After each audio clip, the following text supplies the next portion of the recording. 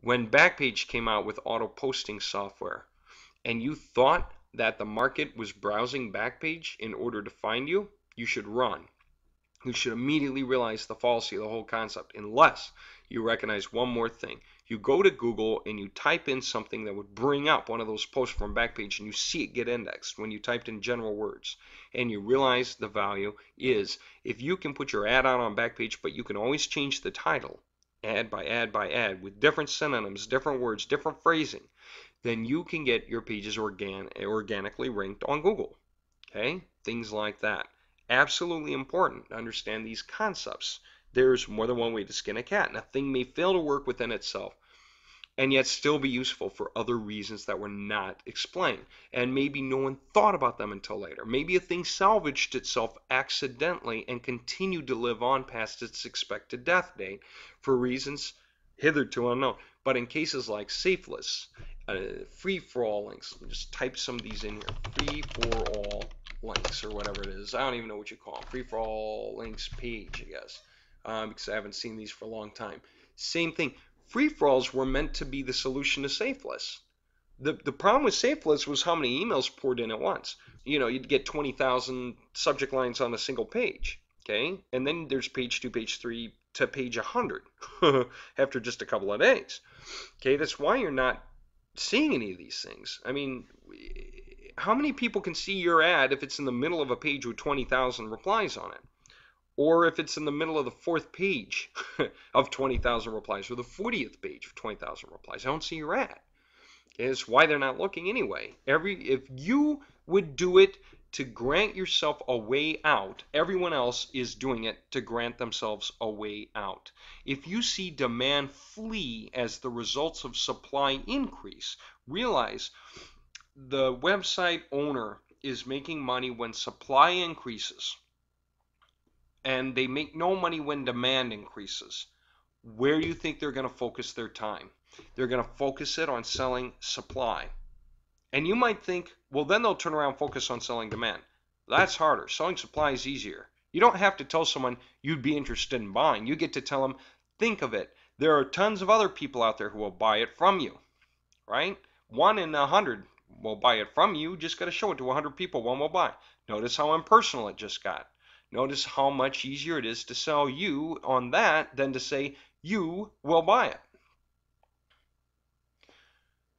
And so, if a website owner is selling supply hard, what does he do with demand? He usually fakes it. If he wants to put on a good show, he'll throw up Google AdWords, or maybe he has to. Maybe you see your hits increase when you're on the website traffic exchanger and you understand that there's a massive attrition rate. You understand a lot of people are starting to pay money and take themselves out of the viewing equation. And so what you'll turn around and do finally is snap out of it, and get away, because you'll realize if they're selling supply and no one's selling demand, then it's all supply. And they're treating supply as demand. They're telling you the other guys are demand. Even though their suppliers are demand, they're open to your thing. The answer is they're not really open to your thing if you're trying to sell them and they're trying to do the exact same thing you are in the exact same way. They feel like they've been tricked if they buy yours, or they gave up on theirs. That's the second argument website traffic exchange owners would fall back on. And Safeless owners, they'll all say, well, they'll finally give up on clicking on their thing and start promoting yours. We're still back to this point. First of all, you can't sell it for much. It better not sell for more than 20 bucks or you're not going to make any sales, because these guys can't afford it yet. All right? Not until they get out of website traffic exchangers and do something sensible. Not until they get out of Safeless, out of FFAs. How do FFAs work?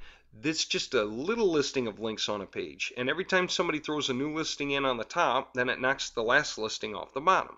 So there's only going to be like 20 or 25 or 30 or 40 at the most. What you would expect to see on a web page that you can choose from. Again, no one's selling demand. Okay? And the problem is supply is going nuts.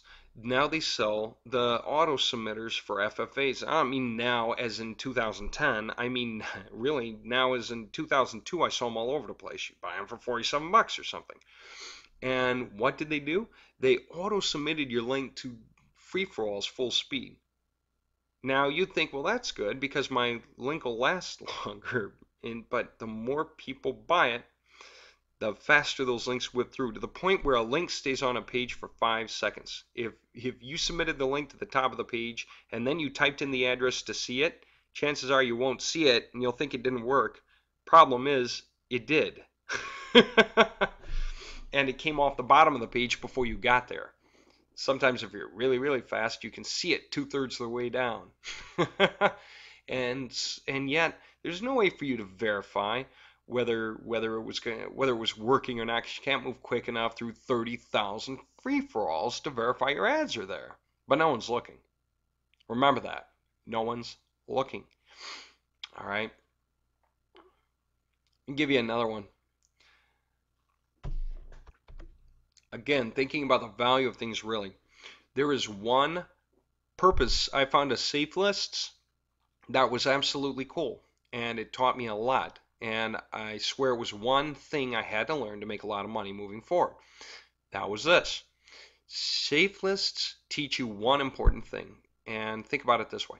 If you're pitching in email to somebody, or you're pitching on a forum post in a forum to somebody, the layout's the same. There's initially a subject line that everybody sees, and they rarely see any of the body of the message. All they see is a subject line. Sometimes they see some of the body, but really it's a subject line they will see. It's highlighted. It stands out. It's the thing you would glance through before reading the fine print.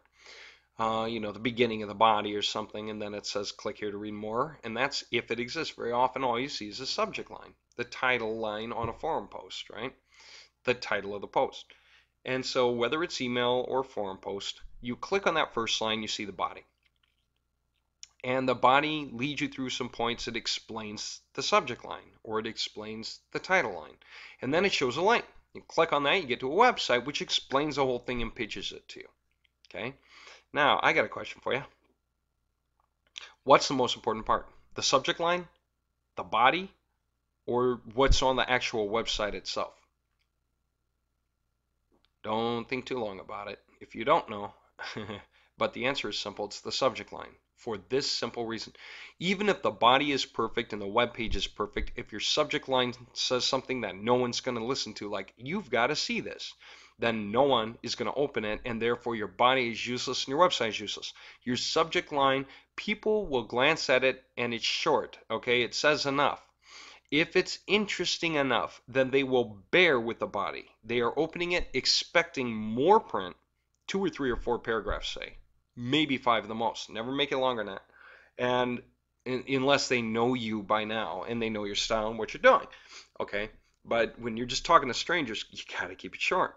But then when they get on the body, they expect to read more content. So they expect to take it slow and carefully. They're already interested. And they expect to put up with things that are boring. Okay? As long as it generally catches their attention and they see some kind of promise, they'll visit the website. And usually you do your best on the body to convince them that the website they're going to see does something for them. And so the body is really about what I'm going to show you will do this for you, or help you with that, or provide a tool for you to do this, or whatever. And so you read through really the final idea. You're going to make a lot of money. You're going to learn something important. You're going to have a tool you didn't have that does something important or whatever it is. And then you go to the website. And by now you can bear with everything on the website being slow and boring if necessary, because you basically know what you're looking for already. You're looking to verify that it says what you heard in that body. And so you'll scroll around, scan it, and you'll finally get to the bottom and decide whether to buy or not based on the guarantee you see. Okay? What is the value of safe lists then? The one good thing you will learn that is incredibly useful, and it's the best way I've ever seen it done, you study subject lines. You do this. Go into your, sign up for a bunch of safe lists using the same username and pass or whatever. Get in there, sign up with the same email box because it's indiscriminate. And go into your email box, that one, the one catching all the spam, okay? And show your bulk box.